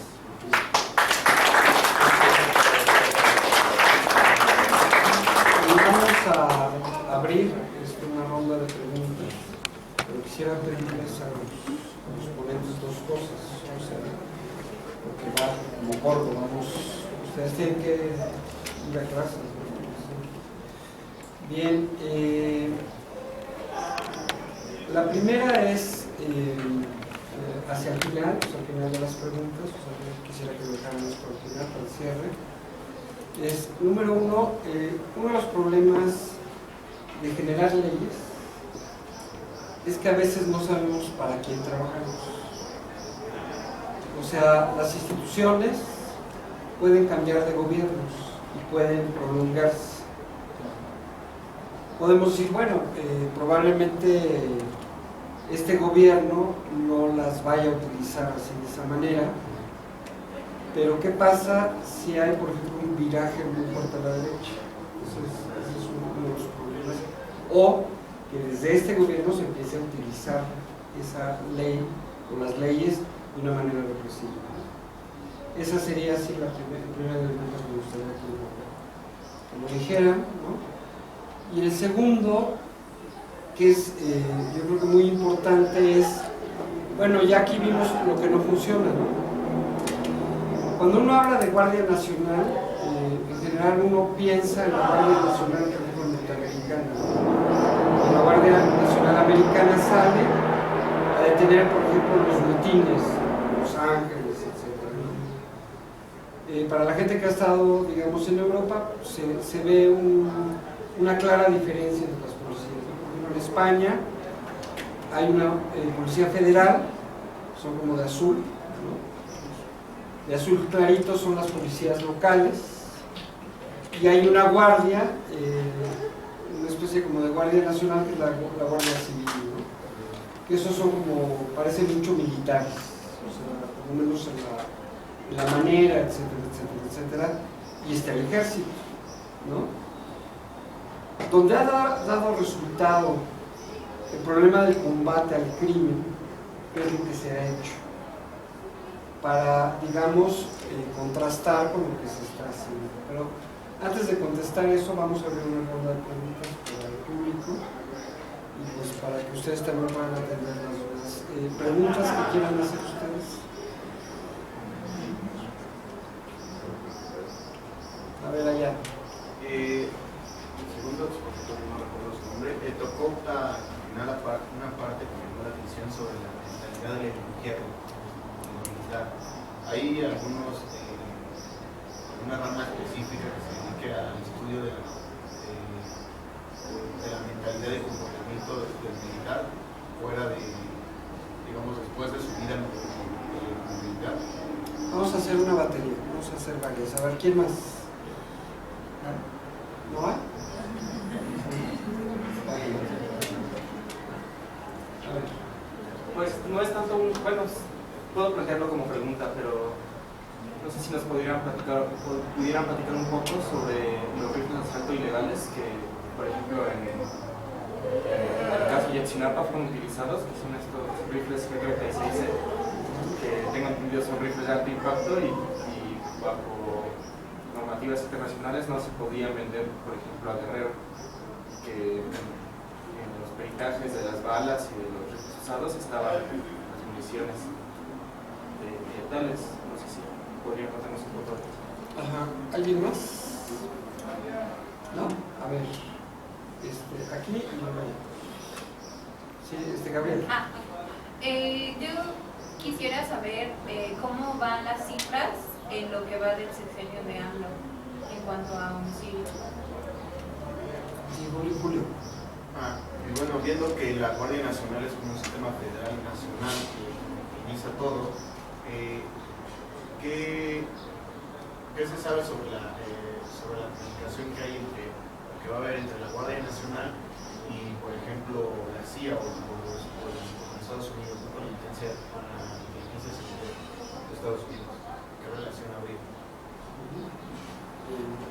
¿Quién de ustedes quiere? Bueno, si quieres empiezo. Hay varias cosas. Primero, la Guardia Nacional obviamente va a trabajar con,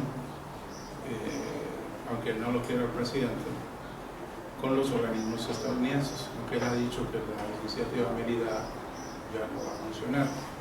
La iniciativa Mérida funcionó fundamentalmente durante el periodo de Calderón porque era la manera de recibir dinero precisamente para el adiestramiento, capacitación de toda la policía. Para eso sirvió, ¿sí? Y entre esos quizá también está parte de ese armamento que tú señalabas. ¿Por qué razón? Porque obviamente el gran vendedor de armamento es los Estados Unidos, nada más que hay un problema. Una cosa es que te vendan un arma y la otra cosa es quién te vende las municiones. Porque las municiones, curiosamente, muchos del armamento no son estadounidenses, son belgas, alemanas, israelíes, brasileñas y de otros países. Entonces ahí tenemos un problema. Bien, entonces no es cierto que va a desaparecer de alguna otra manera este contacto, ¿no? ¿Por qué razón? Porque el adiestramiento, la capacitación la va a seguir dando el gobierno de los Estados Unidos. Esto invariablemente, por lo tanto la DEA, que además no solamente trabaja con otras organizaciones, sino que hay una diferencia muy notable entre lo que es el ejército y la armada. La armada mexicana está más pegada a la armada y a las fuerzas bélicas de los Estados Unidos que el ejército. ¿En qué sentido? De hecho, el grupo que se dedica a perseguir y hacer los operativos, por ejemplo, el de Joaquín Guzmán Loera, los familiares de esos militares no viven en México, viven en Estados Unidos. O sea, y los del ejército están aquí. Entonces hay dos lógicas completamente distintas en lo que implica cómo trabajar con una institución estadounidense. Los de la Armada tienen mayor cercanía con las instituciones estadounidenses. De hecho, gran parte de la información de inteligencia se las dan las instituciones estadounidenses, no la produce el gobierno mexicano, ¿sí? O las instancias mexicanas. Entonces, eso es un mito, que eso de decir que el plan Mérida ya no va a funcionar, habrá que esperar la respuesta de Estados Unidos, ¿no? Respecto del incremento de homicidios, pues, el número de homicidios va a la alta.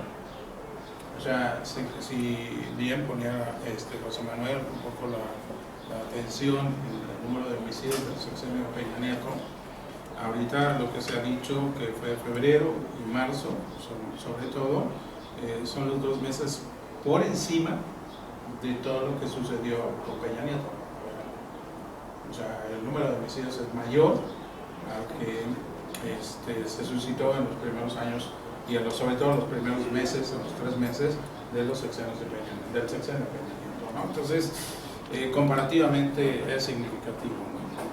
Y entonces el aumento de esos homicidios, pues podemos achacarlo a 2 factores, que es un poco lo que yo digo, ¿no? Una es la tendencia que ya viene, que bien presentaron con la gráfica, es una tendencia.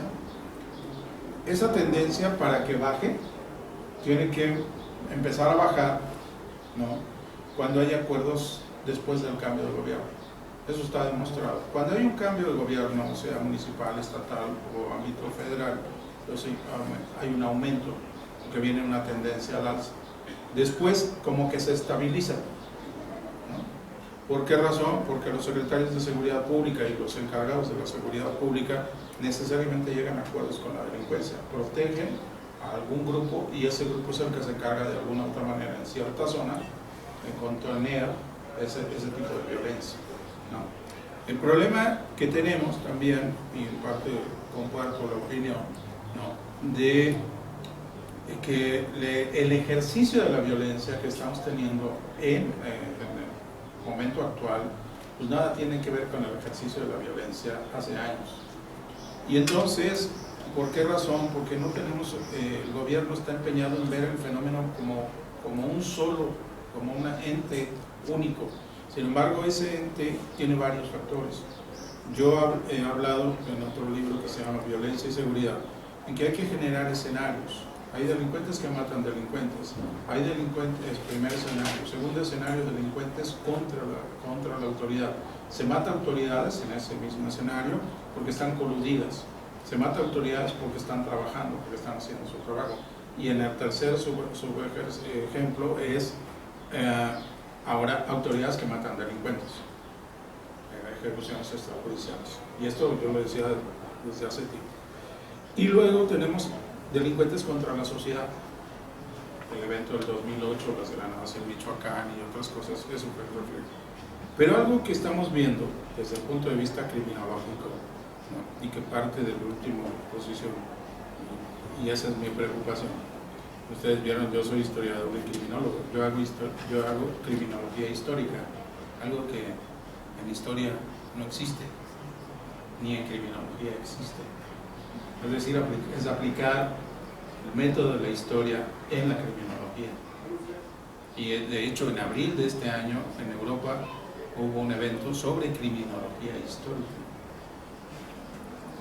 Y a nosotros aquí estamos perdidos en todo esto, y esto es lo que estamos viviendo. Y en este sentido, el último escenario, que son sociedad contra sociedad, lo que estamos viendo es la réplica de lo que puede suceder en los otros escenarios por parte de un ciudadano. Un ciudadano, si comete un homicidio o feminicidio, como se le llama hoy en día, contra una mujer, entonces, pues, ¿qué hace? Descuartiza a la mujer. ¿Y cómo lo presenta? Como si se tratara de un asunto de narcotráfico. Pone un narcomensaje, y entonces las autoridades ministeriales dicen: esto no me toca, me toca a la federación. Es lo que nosotros llamamos los procesos de imitación, ¿no? Y esos son los imitadores. Y sucede, y esto lo hemos estado viendo, y eso no se estudia, porque ahí, haciendo una diferencia, el compañero José Manuel planteaba que en 2011 pues era un pico, y que en todo el sexenio Calderón él hablaba de 104,000, ¿no? Más o menos 104,000 homicidios. Según las cifras del INEGI son 121,000. Y la pregunta sería: ¿cuántos homicidios se ha resuelto de esos 121,000? Y según el Departamento de Estado Americano son 160,000. Exactamente, o sea, cambia la cifra, ¿no? Entonces, tenemos aquí un problema con respecto a la producción de las cifras, ¿sí? Entonces, ese es un problema. Digo, lo que dice: yo tengo otros datos, pues sí tienes otros datos, pero quién sabe cuáles sean. Y el secretariado ejecutivo, como les decía, las cifras mienten, y lo hemos demostrado en un documento, ¿no? Entonces, bueno, esto sería parte. Faltaba la primera pregunta que hiciste, ¿era sobre? Sobre la ideología y la mentalidad. Sobre la ideología. Desafortunadamente no hay estudios. Hemos incursionado, yo les decía que llevo más de 2 décadas trabajando con los militares. Yo entiendo parte de la lógica militar, por convivir con ellos de alguna u otra manera cotidianamente en clases. Y hay algo que uno ve, que efectivamente esa mentalidad, pues, como bien dijo también José Manuel, es muy distinta por el proceso formativo, ¿no?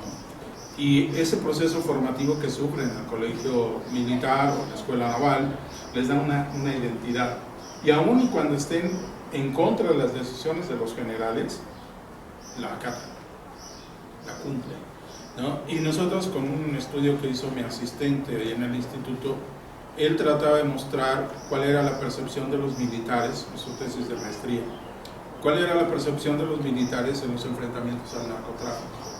Él se la pasó más de 3 años recopilando escritos por parte de los militares, ¿no? ¿Cuál era su experiencia, alguna anécdota de experiencia en los enfrentamientos contra el narcotráfico? Y a partir de lo que ellos escribieron, él hizo su tesis. Es una de las maneras de hacer caso. Pero yo, que conozco en historia, no conozco, o sea, en criminología por lo menos estamos intentando hacer alguna cosa, ¿no? Para poder ver, aunque él, siendo psicólogo, estaba viendo otras cosas también, ¿no? Entonces, por ahí es donde es el único camino. Desafortunadamente, para conocer a los militares tenemos que estar dentro de la milicia. Yo, por ejemplo, una de mis críticas cuando yo era estudiante aquí, decía, porque todo el mundo decía, es que los militares, el aparato represivo del Estado y bla, bla, bla, todo el discurso. Está bien, pero ¿y cómo piensan? ¿Cómo creen? ¿Cuáles son sus valores? ¿Cuál es esto? Hasta que no entré como profesor, no entendí, e incluso no entendí qué era lo que pensaban y cómo lo pensaban. Incluso muchos de los directores de la escuela donde yo participo, de repente, siendo uno civil, lo quieren mandar como si fuera militar. Entonces, a ver, general, bájale, yo soy civil. O sea, lo que usted me está diciendo a mí no me puede aplicar. Soy civil. Pero es que está en una institución militar, sí, y... O sea, soy civil. Ya no me puede más. O sea, tienes que conocer cómo funciona esa parte, ¿no? Sí, tu primera pregunta, bueno, ya en gran medida respondió el doctor. Y no es prácticamente lo mismo. Sobre si hay estudios sobre la mentalidad del militar. Estudios como tal no he encontrado. Hay varios artículos en internet, puedes checar por qué es factible o no la utilización del ejército en cuestiones de seguridad pública.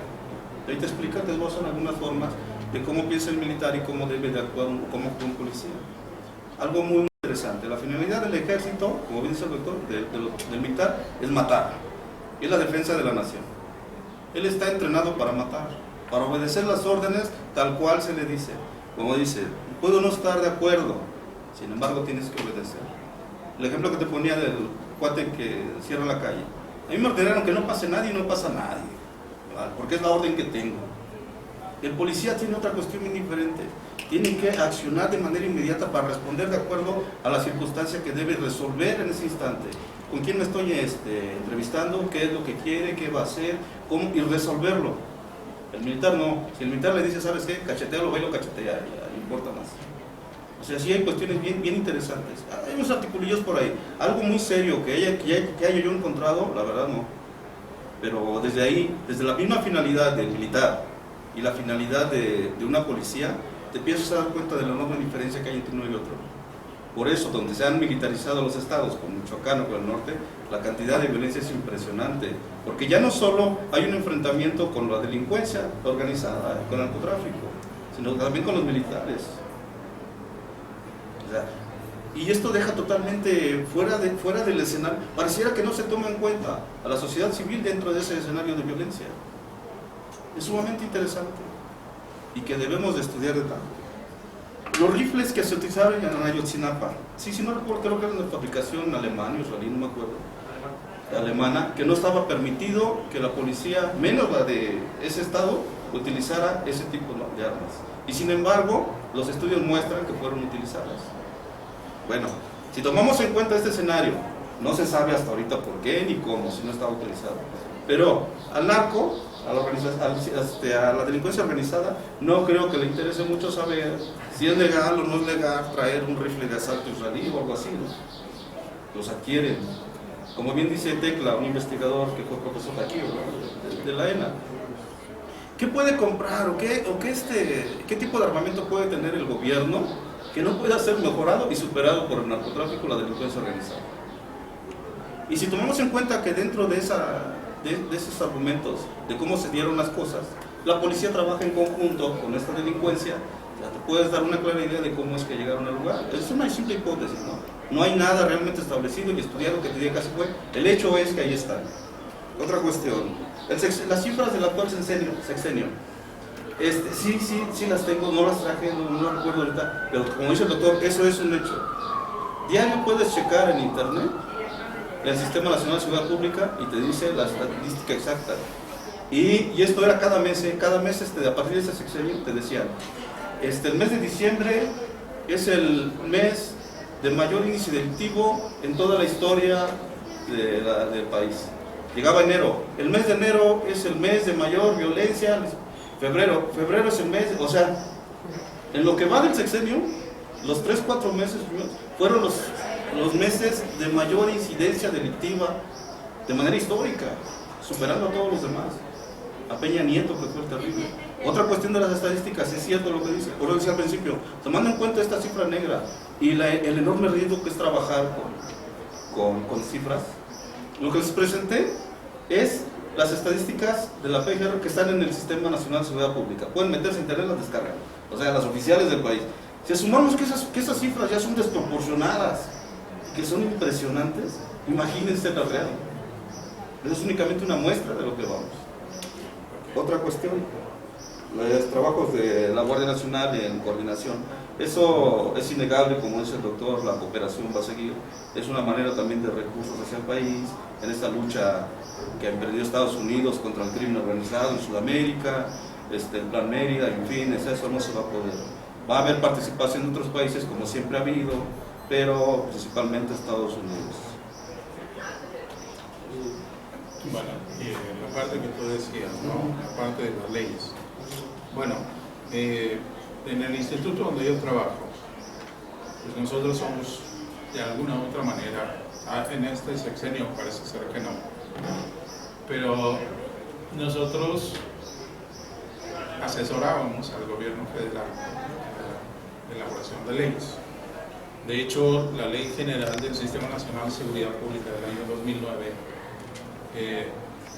la contrapropuesta, la propuesta federal fue una propuesta mía, sin saber hacer leyes.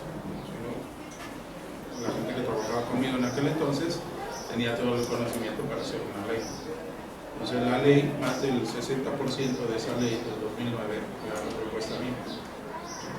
Entonces nosotros nos dedicamos también a asesorar en la elaboración de leyes. La ley de atención de víctimas, mal o bien, también salió de ahí. La ley original de extinción de dominio también salió de ahí. Y así te puedo denunciar otras más. La idea, muchas de las ocasiones, de hacer una ley es ver cómo resuelve los problemas inmediatos. Desafortunadamente en nuestro país las leyes están hechas para resolver lo inmediato, no para resolverlo a futuro. No hay una visión de ese futuro, de qué va a suceder, no hay una perspectiva. Tan es así que en el tema de Guardia Nacional, yo les digo, bueno, y recién me acabo de enterar el día martes de cómo estuvo el asunto, son ocurrencias.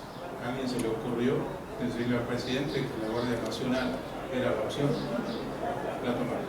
Porque hubo proyectos, hubo propuestas en el año 98, me tocó a mí asistir a un evento en la Cámara de Diputados, porque había un diputado que quería reactivar la Guardia Nacional, curiosamente para el estado de Guerrero. ¿Sí? No sé cómo. Entonces, se trata de solucionar los problemas de manera inmediata, no a futuro. No hay una perspectiva de futuro, ¿no? La política es una política del sexenio. Y a lo que iba era, en el tema de Guardia Nacional, es la única opción del gobierno, no hay una opción B. O sea, yo le apuesto todas las canicas a esto. Oye, ¿y si no funciona? No, es que tiene que funcionar. Es que va a funcionar. Entonces, espérame, ahí hay un problema. La ley la hiciste entonces adecuada para esto y la vas a aplicar a rajatabla, o la pretendes aplicar a rajatabla. Entonces, esto genera mucho problema para las leyes, ¿no? Y un poco la segunda parte de lo que tú planteabas, Arturo. En el caso, por ejemplo, de otros países, lo que existe es que hay un modelo de policía. Hay distintos modelos, hay un modelo de proximidad, hay un modelo de policía de resolución de problemas, hay un modelo de policía de barrio, pero también hay un modelo de policía militarizado, que ese es el modelo de la Guardia Civil Española. La Guardia Civil Española, toda su formación es militar, pero cuando ellos actúan en labores de seguridad pública, pero sobre todo en ciertos delitos. No actúan en toda la gama de delitos. Obviamente vendrían a ser algunos delitos del orden federal, como podría ser terrorismo y estas cosas, ¿no? Tráfico de drogas.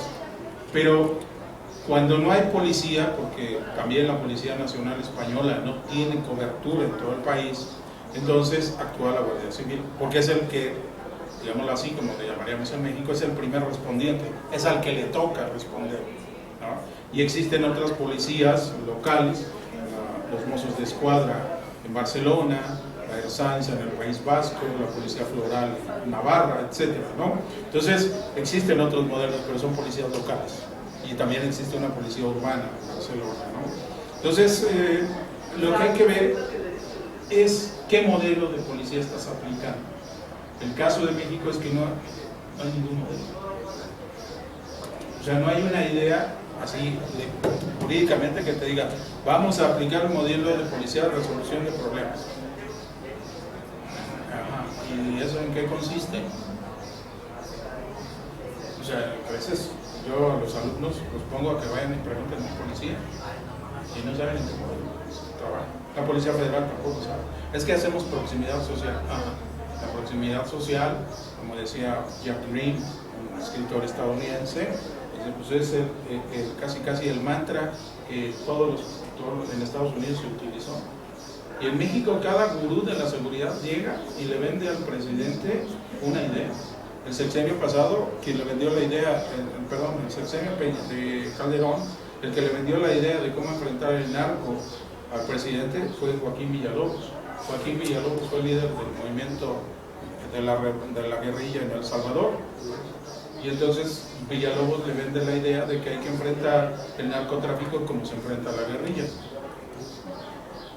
No, espérame. Y ahí están los resultados. O sea, ese es el problema de copiar, de mal copiar, ¿no? Y por eso las leyes pues, se hacen a modo para ese momento. Porque alguien le vendió al presidente, oye, esto funcionó en Inglaterra, pues vamos a hacerlo. Esto funcionó en Timbuktu, vamos a hacerlo. Esto funcionó en la India. Sí, estamos indios porque seguimos fregados, ¿no? O sea, el modelo no es un modelo mexicano, hay que adecuarlo a la realidad mexicana. Y este es un terrible problema, por eso no funciona esto. Y regresando para terminar, el modelo de Guardia Nacional, literal dicho por gente de la Embajada Española, el cual entrevisté el martes, me decían, es que en noviembre del año pasado llegó uno de los asesores de Durazo y nos dijo, mire, nosotros queremos hacer, porque no tenemos idea de cómo hacerlo de la Guardia Nacional, queremos hacerlo igual que la Guardia Civil Española. Y habían bajado la información del Wikipedia. Y así lo querían hacer. Y les dice, oiga, pero estamos en 16 de noviembre. Y ustedes entran a gobernar el día 1. ¿Cuál es el plan? ¿Cuál es el programa? Pues hacer esto. Así como está aquí en Wikipedia. No, pues entonces haces lo que quieres y entonces por eso, pues obviamente, como bien decía José, las leyes, la ley que son 4, la ley del Sistema Nacional de Seguridad Pública que hay que ver, la ley de la Guardia sobre detenciones y sobre el uso de la fuerza, pues el problema es que lo que había sobre el uso de la fuerza en el ejército era una vacilada, y lo puedo decir con pleno conocimiento porque yo les doy a los militares uso legítimo de la fuerza, desde la parte teórica. Entonces lo que revisamos eran sus disposiciones sobre el uso de la fuerza, y sé que estaba mal. Entonces imagínense, yo que estoy trabajando con ellos, diciéndoles, esto está mal, esto que te están diciendo está mal, y ahora vienen con todo un cambio, con todo un giro, pues ¿qué va a pasar con lo que van a hacer ellos? O sea, este es el gran problema que vamos a tener. Respetando un poco su horario, son 2 horas de ustedes, pues vamos a hacer el cierre y queremos agradecerles tanto a José Manuel como a Martín por su asistencia. Muchas gracias.